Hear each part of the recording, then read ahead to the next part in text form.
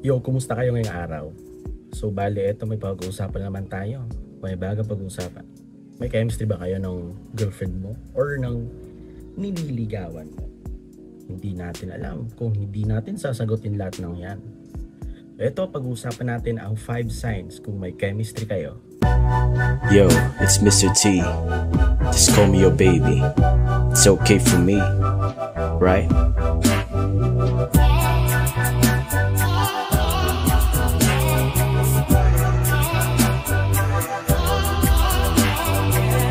Number 1, madalas kayong magkatinginan. Eye contact ang isa sa mga senyales na may sexual tension ang dalawang tao. Yeah, boy. Birthday na yung tayo. Nani? Making love, sex, free. Kapag attracted tayo sa isang tao, hindi natin maalis ang mga mata natin sa kanila. Kaya kung nagkakatinginan kayo madalas, parehas tayong malandi. Titing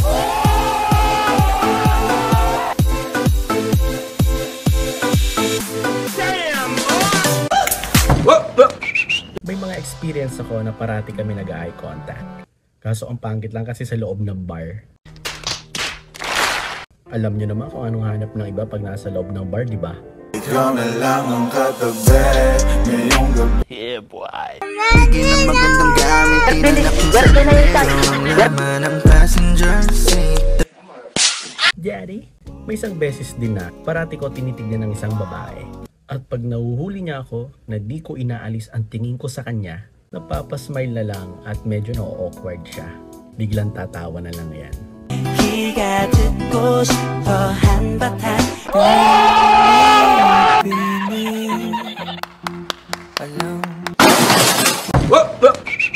Number 2, awkward kayong mag-usap. Kasi syempre may kaba at takot. Baka mali ang iyong masasabi sa isa't isa. Kahit nga first time nyo mag-meet sasabihin mo na minsan lang ikaw uminom. Pero yung totoo, araw-araw kayo umiinom ng tropa mo. basta may alak may balak huwag ka nang sumama sinisigaw. Stop it. Get some help. Ang babae naman sa na-experience ko, parating onti ang kinakain at sasabihin nagda-diet daw siya at busog na daw siya. Pero yun ay awkward lang pala sa kanila. Tapos pag umabot na ng ilang buwan ang mga dates nyo, sobrang dami pala kumain at lumamon.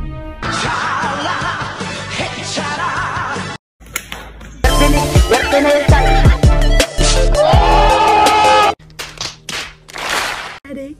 Number 3, madalas ang ngitian pati ang pagtawa. Ayon daw kasi sa eksperto, wow, eksperto! Amazing! Saan mo napulot yan? Ang mood natin daw ay gumaganda kapag andyan ang taong gusto natin. Totoo ba? At dahilan din ng ating madalas na pagngiti. Anak ka ng Birthday na yung tayo. Siyempre, aboteng ang smile mo niyan, par. Lalo na kung katabi mo pa siya. Laman ang passenger seat. Empty room. Stupid or something.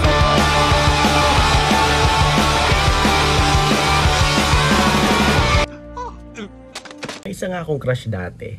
Parati siya tumatawa at ngumingiti. Hanggang ngayon, kasi pag iniisip ko, ang ganda lang talaga niya ngumiti eh.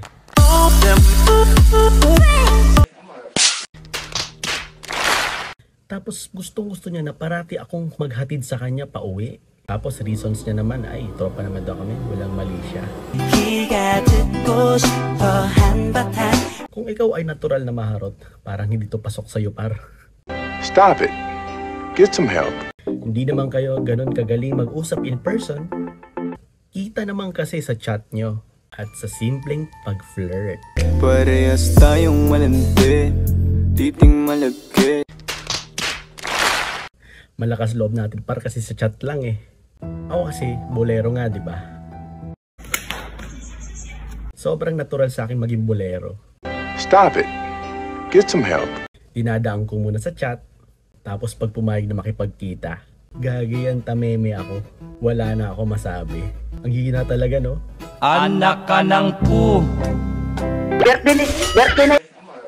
May isa nga ako nakachat way back. Way back pa yun Kasi loyal ngayon ako sa isang tao na hindi ko man lang nakita o nahagkan. Birthday na yung style.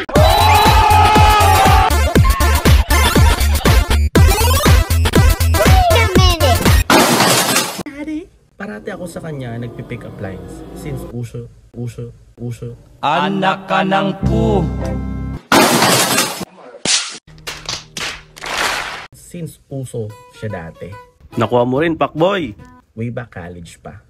Mga ganito. Was your dad a baker? Siyempre magtatanong siya. Hindi, bakit? Because you've got a nice set of buns. I know this is absurd, but let's do this. So don't think I'm running game.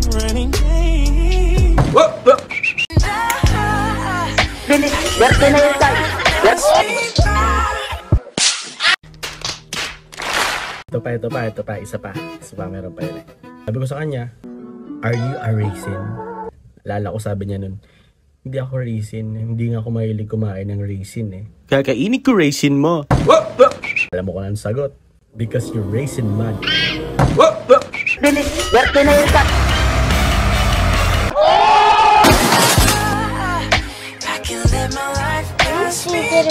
Bastos, sorry, gagi. Bastos. Sorry guys, parental guidance is recommended. Cut. Number 5, nararamdamang parang lagi kayong nasa paligid ng isa't isa. Feeling mo na meant to be na magkakasama kayo parate. Pero syempre, malaki din ang ambag na pinipilit nyo na mapalapit sa isa't isa nang hindi sinasadya. Tendency natin na mapalapit physically and emotionally sa isang taong gusto natin. Kasi ako dati, pag nasa school, gusto ko parati nakakasalubong or nakakasama sa isang subject ang aking gusto na babae. Ang sipag ko pumasok sa isang subject para lang makita ko siya. Tapos nalaman ko din na yung gusto ko, nagpalipat din ng schedule ng subject niya kung saan din ako nakaschedule para magkasama kami. Parehas tayong malandi. Birthday na yung style.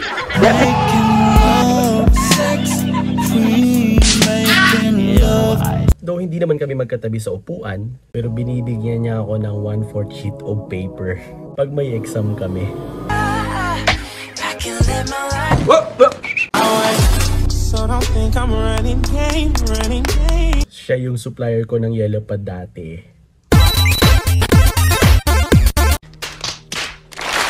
So hanggang dito na lang muna tayo. Ayun, napag-usapan na natin yung 5 signs kung may chemistry kayo. At huwag niyong kakalimutan mag-subscribe and like ng video natin.